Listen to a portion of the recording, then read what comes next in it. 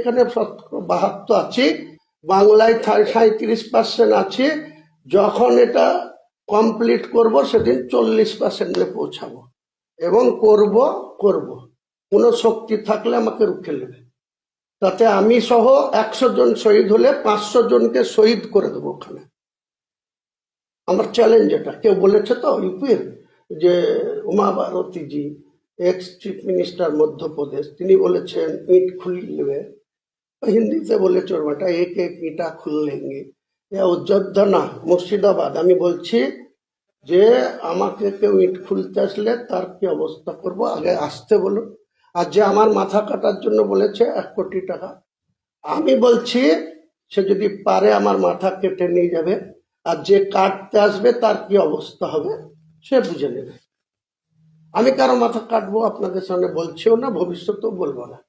কিন্তু যে আমার মাথা কাটার 1 কোটি টাকা, মুসলমান সমাজের লোকেরও টাকা আছে, তারা যদি মনে করে তার মাথা কাটার জন্য যা যা করার দরকার সেটা প্রয়োজন দেখা দিলে করা হবে।